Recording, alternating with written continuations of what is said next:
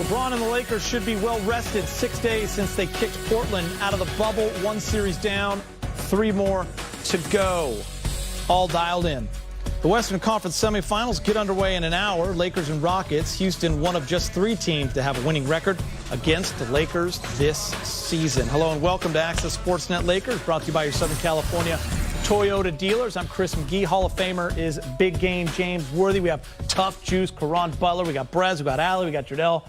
The whole team is here. It's the first time in 8 years the Lakers are in round 2 of the NBA playoffs. Bigger than that, though, James. 6 days off. How much golf did you play?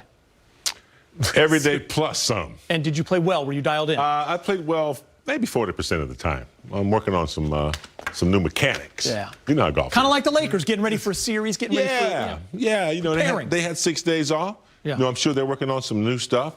You know, looking back at how they played in that first round and what they need to improve on, you know, it was nice to have some time off. I assume you did 4 podcasts, talked to at-risk youth. Never stopped working. I was all over the place. Only 2 jobs in mine? The leaf and the wind, man, wherever it blew me. You've been everywhere around this country. All over the place, That's man. what I love about you. All right, let's take a look at the playoff picture as we prepare for Game 1. We're going to start with the Eastern Conference. The Miami Heat are up 2-0 on the Milwaukee Bucks. We have Game 3 going on right now. Milwaukee was up when I came out on set. They are in desperation mode. Boston Celtics, Toronto. Not sure if you saw the game last night. Unbelievable shot by OG. How about the pass by Lowry over Taco Fall? Bang, winner. They are back in the series at 2-1. In the Western Conference, Denver and Clippers. Clippers looked real nice, taking it to Denver. Didn't have much rest after that 7-game They looked tired. burner against the Jazz, and they looked tired, and the Clippers took advantage and played awesome. They're up 1-0. Lakers and Rockets, last ones to kick it off. That is in an hour. Game 1, always a feel-out game, right? James and Karan, kind of an overreaction by the fans and media. We know that's going to happen for sure. Rest versus rust for the Lakers. Tired versus momentum for the Rockets. Where does the advantage lie, James? Well, it should lie in the team that has time off and has time to prepare. You know, you rest some legs. You're a veteran team. It's not like you're a young team that's going to get distracted by anything. I'm sure LeBron and AD and all the veteran players stayed focused with video and whatever practice they had. And so I think the advantage should be, you know, to the Lakers. They're focused. They're starting to shoot the 3 very well. They've always played pretty good defense. So sustaining that in this second round. And to me, you know, not to disrespect the 8th seed team, a first seed team should be an 8th seed team. To me, the second round is when it really starts because things can get a little crazy when you start making adjustments and, you know, the team's a little better. But I think the Lakers have the advantage. It's interesting to look at this series because a lot of people remember how they reverted to small ball, the Houston Rockets, and they was able to take advantage of that one game. And people were just like, you know, that could be a problem for the Lakers. However, when you're just keying in and dialing in on one team and all their tendencies for an entire series, Than a single night. it's totally different. Yeah. You know what I mean? So they're going to pay attention to the tendencies. And, you know, let's face it, I would love to see the ball in Russell Westbrook's hands as much as possible because, you know, in that series versus OKC, he made a ton of plays, but unfortunately he was making them for OKC. So I would put him in position to have the ball in his hand as much as possible. James, one team hangs their hat on defense and an offense that's run by LeBron James and Anthony Davis. The other team plays fast, plays ISO, shoots a lot of threes, has 2 former MVPs. I guess the storyline comes down to style and who imposes their will and dictates how these games are played. And Houston imposes theirs very well. I mean, you know, they play small. You got, you know, guys like, you know, Covington and Gordon. Those guys, you know, they collectively rebound. They may be small, but they're very active. The way they spread the floor and the way they speed the game up, it's hard to really match up quickly. So shots are going up, you're out of position, they're getting offensive rebounds. Don't let the size fool you. So I think the Lakers have to recognize that they got to pound it inside. They got to pound, and knock them out early, those first 2 games, and, you know, recognize their strengths. And I think it should be not easy, but they should be able to take care of. That last possession of the season for OKC when Steve Adams had P.J. Tucker on him, everybody in America was a coach. everybody was just saying dive into the paint. So now that's going to be Anthony Davis or possibly Kyle Kuzma if you want to play a small lineup. I mean, it's different, and we have versatility at all those positions to maximize that. All right, the Lakers will get their second-round matchup with the Houston Rockets started at 6. Now for more on the latest with the purple and gold, let's check in with Lakers reporter Mike Trudell. Mike, how we doing? Hey guys, what's happening? Excited for round 2 here. We do have one note, and it's an injury note, although not to a player, which is not something we would typically do. Jason Kidd not actually going to be at the game, experiencing some severe back spasms. So he's back at the hotel trying to recover from that. Certainly wish him well, and they hope that they can get him in the arena for game 2.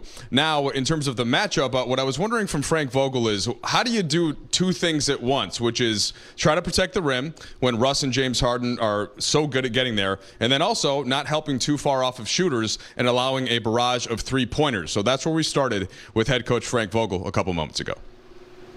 Yeah, you got to guard both, and that's, you summed up the challenge with playing the Houston Rockets. You have 2 great players and a great 3-point shooting support system around them. So, you got to be intelligent with how you bring double teams, how you help, and you got to scramble like hell on the backside. And Frank, just with the way Houston plays defense, is there something that's most important for you to execute offensively to try and make sure you're getting the shots that you want and not what they're asking you to do? Yeah, I mean, number one thing is we just got to make sure we stay under control and don't turn the ball over. They're very good with their hands, and their switching defense is designed to gamble and force turnovers. So we just got to make sure we take care of the ball.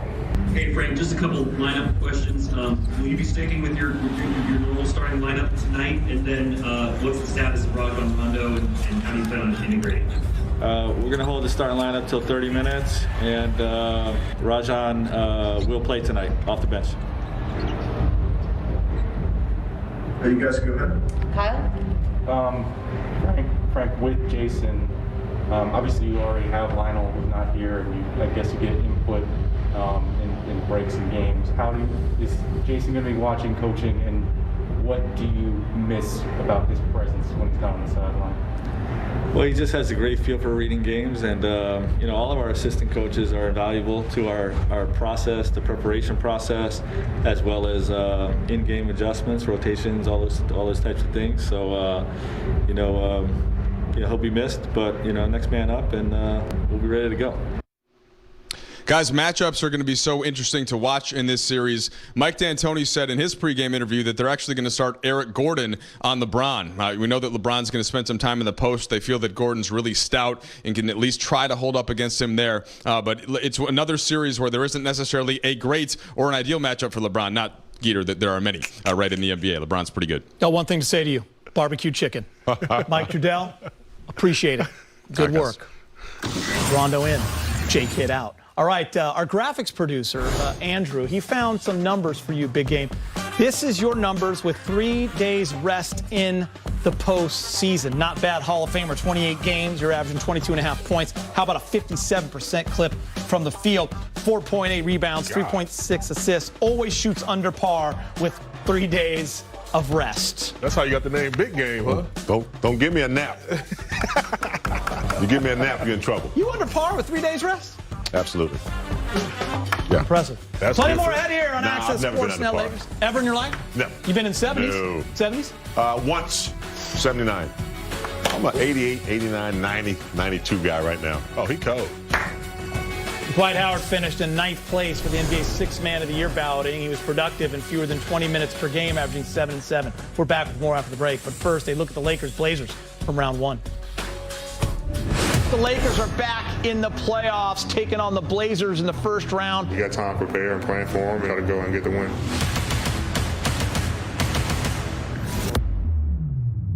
Throw it down, AD, after a great dish from LeBron. Down the middle goes AC, the Caruso. Blocked by AD, good play by AD.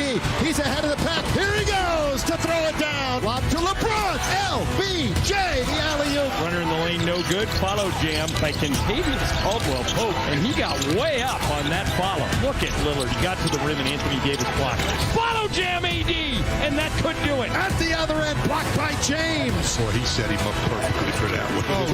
Pull up. LeBron! No. He's got it from deep. No. Look at JaVale and Danny Green. They're measuring it out. Last time the Lakers had double 30-point scorers was Kobe and Powell back in 2010. 43, 9, and 4 for AD. There's the triple-double. 34, 10, and 10 for one LeBron James. The Lakers will game.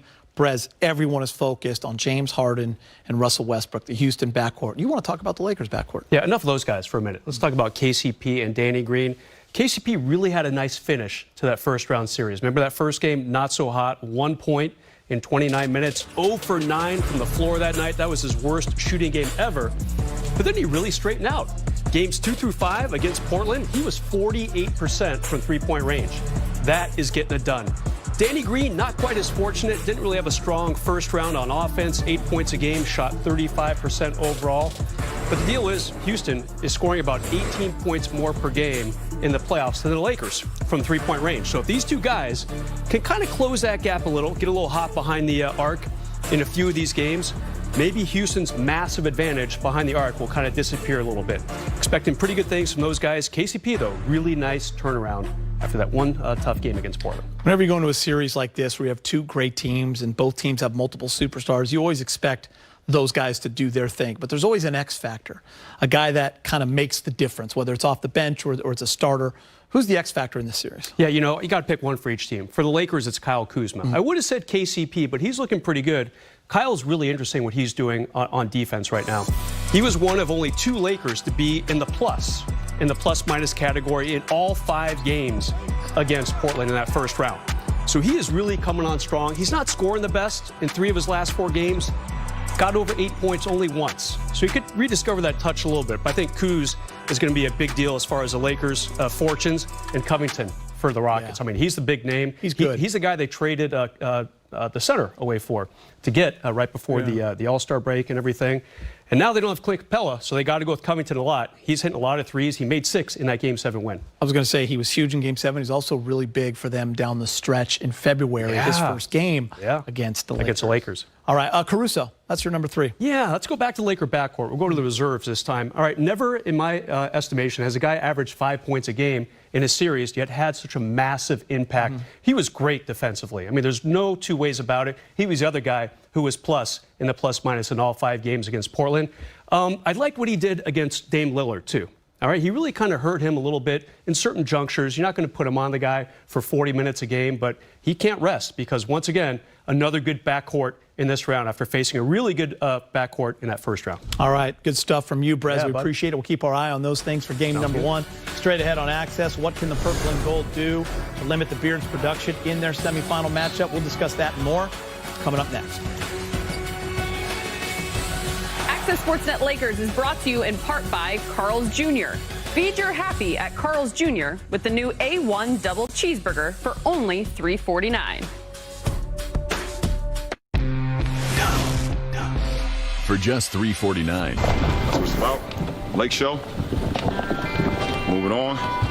We get a couple days to kind of decompress and wait for our next opponent between OKC and Houston, and then back at it. You know, this moment is so much bigger than us playing basketball. So hopefully, years on down the line, when America is in a better place, that you can look back to this moment and be like, that was one of the catapults that kind of got it going. Only time will tell, but you know, hopefully, the past couple of days is a change for the greater good in the future. Listen, it ain't easy to close a team out, okay? And it ain't easy to beat a team 4 straight, especially the hottest team in Orlando since we came down here. The teamwork won the game for us. That's a hell of a series win, okay? On to the next. Yes, sir. Bring it in, bring it in. Here we go. Mamba on 3, 1, 2, 3. Brand new episode of Backstage Lakers premieres tonight after our post-game coverage of Game 1. Our backstage cameras take you behind the scenes as the Lakers react to a historic day in sports. It's all access in the bubble, only on Backstage Lakers.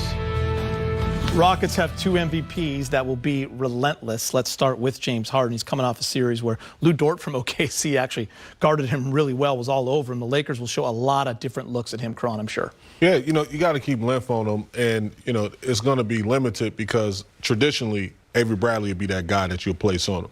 So Kyle Kuzma's going to get a crack at him. Deion Waiter's going to get a crack at him.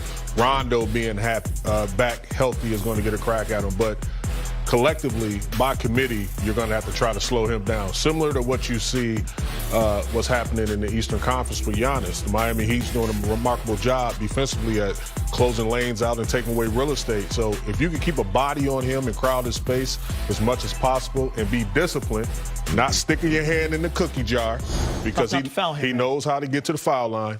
That's key. Yeah, discipline is the key. And simultaneously, I know it's hard to do, but you got to try to make him work on the other end a little bit. I know they switch a lot, but at all costs, you got to work him a little bit on the offensive end, collectively by committee, like Tough Juice said. But then on the other end, you got to, get a little physical with him.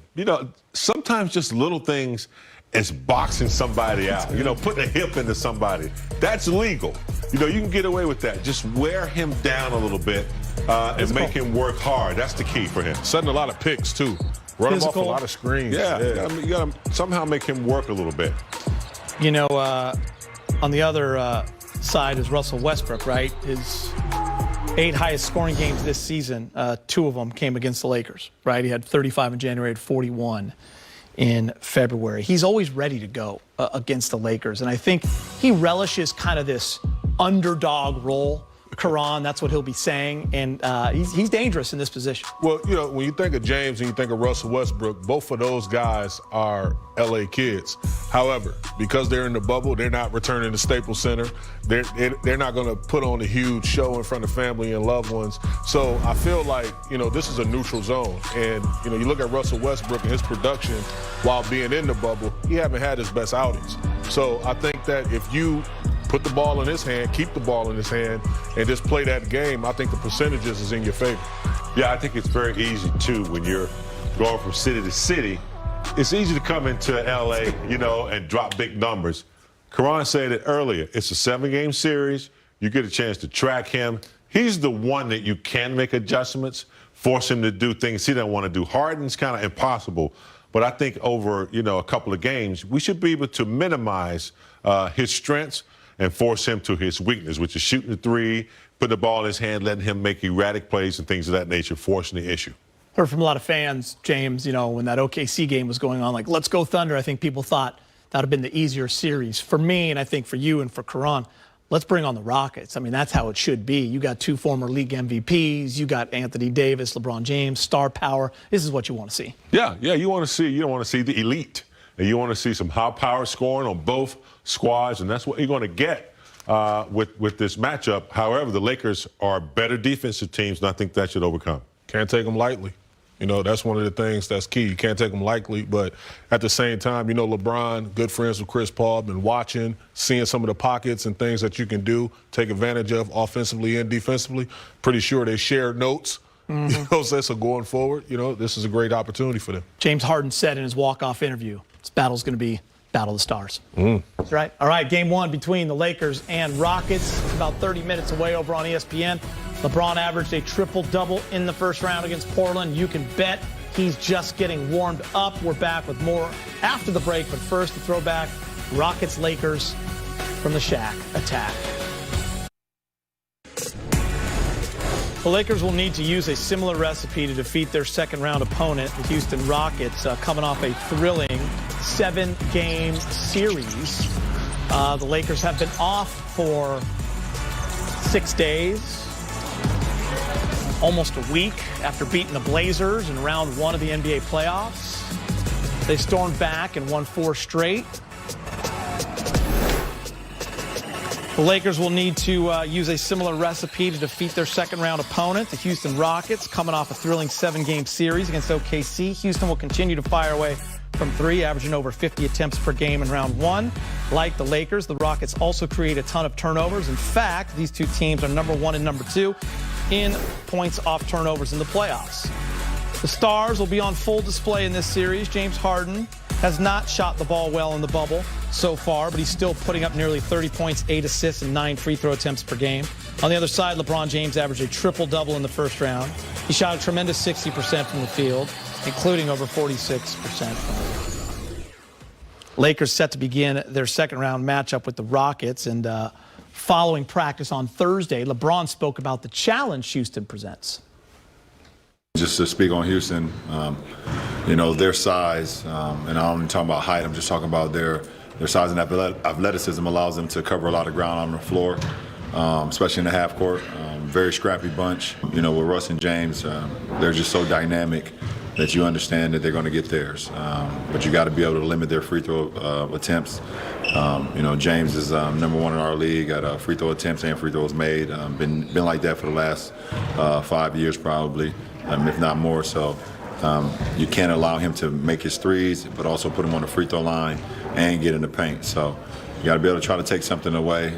It's not the first time I've went against 5 guys that shoot threes in my basketball life. So I've played against all different types of lineups before since I started playing basketball when I was 9 years old. So there's nothing strange about it. It is what it is, and we have to prepare for it, and we have to be great every night in order to win.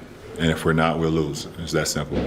I saw you have some rest and relaxation, but how did you spend this last week off, essentially? Training, video games, working on my body, and drinking wine. Time for a little Access 360, Karan. Anthony Davis will not be getting the same looks and touches that he got against the Blazers because the Rockets do a little different stuff defensively, a lot of switches, and they'll adjust. Yeah, you know, I love that about LeBron, that soundbite. Whenever someone praise you extremely high like that, the follow-up is the diss. You know, so I'm going to show you the diss of what's going to happen, you know, in this 360. Now, clearly in the last series versus Portland, Anthony Davis, you see, could have easily elected to go one-on-one, got into the two-man game with Caruso. Caruso's going to go downhill, you know, draw the attention of the Portland Trail Blazers. Going to kick it out. Anthony Davis, sweet, comfortable shot. The difference is with Houston, as you're going to see, same scenario, Schroeder, not a shooter, but Gallinari's coming up. He's going to set the screen and initially just pop out. And, you know, Houston is switching everything, so it's making it difficult. But Anthony Davis is different. You can see him anywhere on the court. You could try to keep him in front of you as much as possible if you're the defense, but he can live in the post. He can bring the ball up off the rim, the length of the floor. Like, he's just a different species. And great breakdown. Big game. For AD, it just seems watching him this entire year, the recipe is easy. When he starts getting touches on the elbow or in the post or he's in attack mode early, it opens up the rest of his game. He's got so much confidence, and when that mid-range or that three is falling, it's over. Yeah, attack mode is key, Gita. That's the most important thing. When he starts that game, he has to let the opponents know. And I think with Houston, since they're a small lineup, I like going inside first, being a little physical, going quick, collapsing the defense. The Lakers are starting to shoot the three better. Get those guys involved early, and then defensively, you know, go after everything. But attack mode and be smart. Recognize what he has to do, recognize the matchup, and then attack. Let's look at Anthony Davis versus the Rockets. Here are the numbers. 15 points against Robert Covington. James Harden, 14. Daniel House Jr., 11. You look at P.J. Tucker, 6. P.J. Tucker is the one that's going to draw that assignment to start. He actually said yesterday that being smaller, he has a little bit of an advantage because he's able to use that lower center of gravity. So we bring in Allie Clifton for a little chat. And Allie, what do you think about what PJ said and how AD makes this an advantage for him? Look, I think, as you guys just mentioned, when you speak to his athleticism, his size, his skill, his mobility, that is all to his advantage when it comes to the offensive end of the floor. But I think what will separate himself from this Houston Rockets team, as PJ Tucker has made very clear and known, their brute force, their physicality, their toughness that they're going to present against Anthony Davis and the entire squad in general, is going to be tough. It's not going to be something that you just come in and you think that you can handle based off of being a few inches taller, as AD is. His ability to separate himself in this series, I believe, is going to come down to his mindset. His ability to want to lean into that force, that strength, that toughness, the multiple kinds of looks, as PJ Tucker mentioned. They're going to want him to take contested twos, and not just contested twos, guys, but contested twos off of dribble. Multiple dribbles. They want to force him out of his comfort zone as much as possible, furthest away from the rim that they can. And I think that it's something that they pride themselves on so much that they feel comfortable and confident in. And if AD is not willing to match that from the jump with his mindset, it could be a long series for the Lakers. And Allie, one of the top storylines in this series will be the Laker bigs. Like on paper, they should have a field day, but when you look at the last time they played, Dwight only played 4 minutes, JaVale McGee only 16 minutes, and it was the Rockets that dictated the pace. Can the Laker bigs have an impact in this series? I think they can for one large reason. The Houston Rockets may be a bit tired. I mean, they've been playing every single day. This is when you guys started the show talking about rest versus rust and the amount of days that the Lakers have had to really get their legs feeling good and under them. I think if they can have that activity on the glass especially and really create that disparity from the get-go here in game one, it doesn't give the Rockets any choice but to try and match it, which they can't because they don't have that size. And I'm always a believer in wanting to establish matchups when it comes to the playoffs rather than chase them. I think the minute you chase one, it gives the opponent an advantage and one leg up. So I believe that the Lakers have that ability offensively. I think Dwight, JaVale, they're very active. And if they can crash the glass and continue to put pressure on Houston as a defensive team, they put themselves in a good position. Allie, you scored a lot of points with this desk right here. You said rest versus rust. That was 34 minutes ago in this show. You were watching, you were paying attention, and it's appreciated. Thank you. Team player. Team player indeed. Thank you, Allie Clifton. We appreciate you. Have fun in that post-game show. All right, we're getting closer to tip-off in the bubble. James Harden has had many big scoring nights against the Lakers in his career, but this season the NBA scoring champ averaged only 29 points per game against LA before the break. Let's look back at one of the memorable moments from the regular season when LeBron reminded us of the Mamba. If Avery Bradley looks ahead, he will get LeBron, and LeBron, a reverse dunk, slamming it after bringing it down to his waist. That's like a dunk contest dunk. Plus, LeBron got analytical in the Lakers' first-round series. When we return, we'll take a... Access Sportsnet Lakers is brought to you by your Southern California Toyota dealer. Today is the day to save big and drive home a new Toyota Camry. Sportsnet.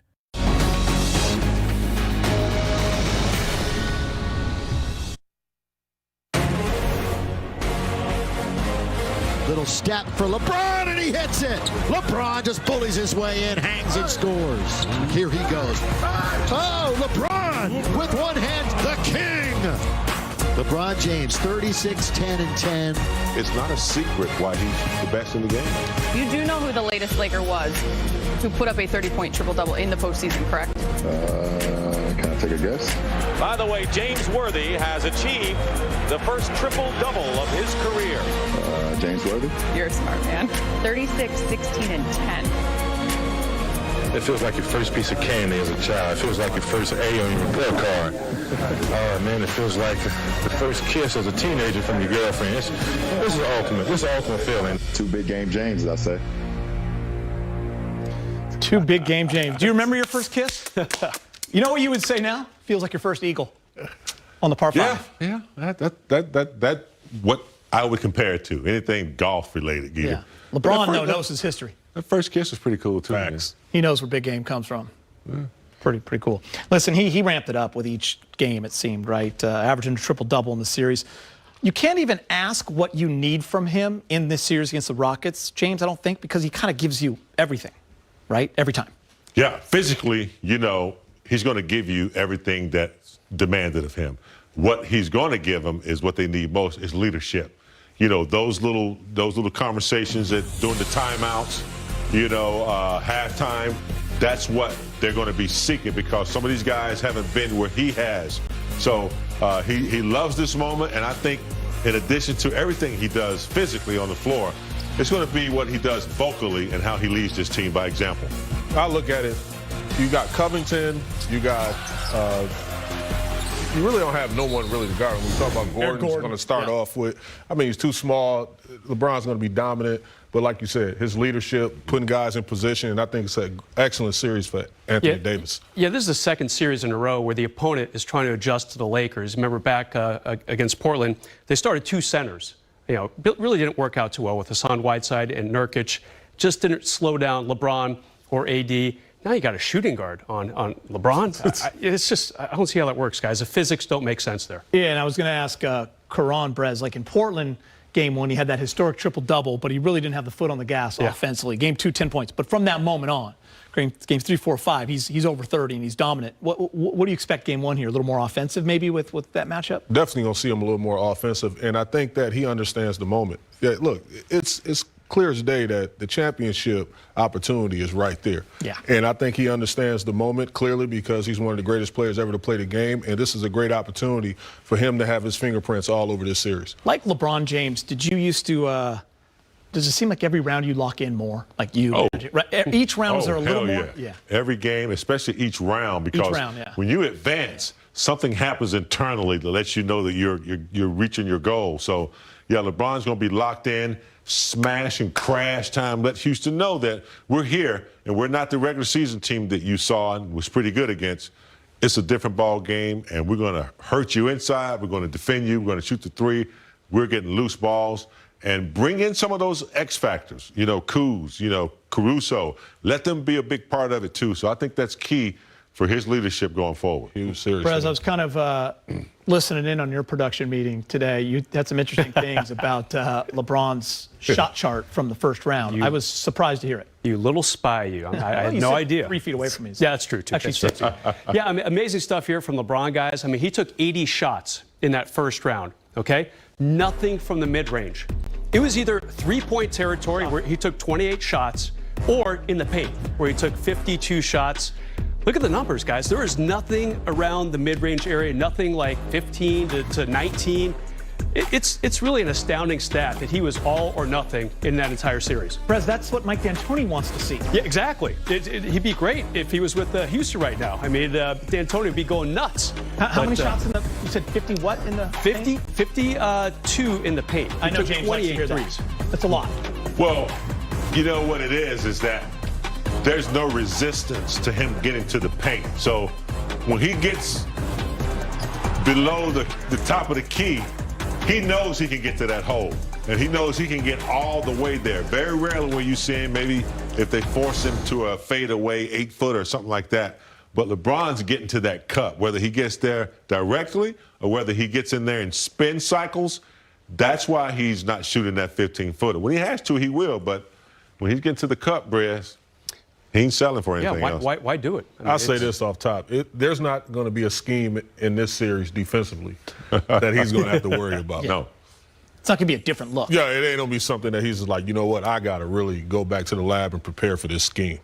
I've never seen this before. Were you surprised in that February game? And you kind of hit it on the head. When you're in a 7-game series, you're focused on just one team. It was the first time seeing him with Robert Covington. There was no more Clint Capella. Lakers kind of were attacking early. It looked so easy, and they kind of went away from it. And it seemed like the Rockets dictated the pace. It was Harden and Russ kind of dominating from that point on. The fourth quarter. It took everybody by, off guard. It caught everyone off guard. When you throw a lineup out there with traditional guys that play forward positions or two-guard positions, and now that's the lineup. The rotations is different. You don't have Dwight Howard or JaVale McGee closing out to the perimeter. They're not used to that. They're not accustomed to that. But now, when they see the lineup, they know what their tendencies are. They know where they need to be, the placement on the court defensively, and it changes the game totally. James, I'm curious, that question I asked Allie, do Dwight and JaVale need to make an impact in this series for the Lakers to dominate it and be successful? Do you need them to have an impact in this series? Does that mean they're playing their role? On the defensive end, yes. If they come through the hole, they shoot a lot of threes. But when they're in the game, they got to eat that offensive glass up like it's the last meal, Geeter. And that's where they have an impact. They have fouls they can give up. Dwight's going to be physical. Yeah. You got to hit people. Get in front of them. Don't let them run their path like they want to. So I think, yes, they can be impactful. Both have experience. And I think, it's a mismatch on some of these switching and shooting threes, but when they're in the game, they got to make a big impact. I was going to say, Brez, the problem is Dwight and JaVale now have to go out to the perimeter because that's where everyone is for the Rockets. So it takes away some of their strengths. Yeah, on one hand, the Lakers should have no problem in the paint. Come on, Eric Gordon trying to stop LeBron. That's not going to happen. Karan's cracking up already just thinking about it. But, yeah, there's the other extreme. JaVale, he's a fast guy for a 7-footer, but can he get out there and put a hand in Covington's face or whomever he's matched up on? It's going to be really fascinating to see both ends, highly different offenses here. Who's going to carry the day? They're not accustomed to doing it, I can tell you that. Yeah, for sure. Not extending all the way to the three-point line. Is any 7-footer? I mean, and by the way, P.J. Tucker, 6'6", he's the center on this team. Him at that 5 position, the only time he's extremely dangerous is when he's in the corners. He shoots a high percentage. I think he's best in the association. But outside of that, I live with it. You know, PJ actually, in an interview yesterday, he said that he might be able to get to AD because AD's used to like 7-footers going up against him. Well, you know, PJ Tucker's 6'6". It reminded me several years ago, someone asked Phil Jackson, who's the best post defender in the NBA? Phil said Chuck Hayes. And my first question was, what team is he on again? Chuck Hayes. I mean, he was with the Houston Rockets, ironically. He was another 6'6" guy, hit a really good arm bar, really good base. P.J. Tucker, not as stout, maybe, not as burly as Chuck Hayes, but he can probably get under there a little bit. When I was playing, Corliss Williamson was the same way. But when you get movement and activity, he wasn't the same defensive player because now you can't move and stay with AD. So you're going to get in a lot of situations where AD is going to be facing you with movement. With a live dribble, P.J. Tucker don't want that action. Harden said, battle of the superstars. Here's what it looks like, guys, when you look at the numbers of the 4 superstars playing in this game. You got 4 of the top 10 players in the league. AD, 30 points, 57%, 9.4 rebounds. This is in the playoffs. LeBron, a triple-double. James Harden, 29, 6, and 8. And Russ down with the scoring and the shooting percentage, 14 and 42, but still very dangerous. Tip-off minutes away. Rajon Rondo has been cleared physically. He will come off the bench tonight and play for the first time since the restart. Take Your Shot is next.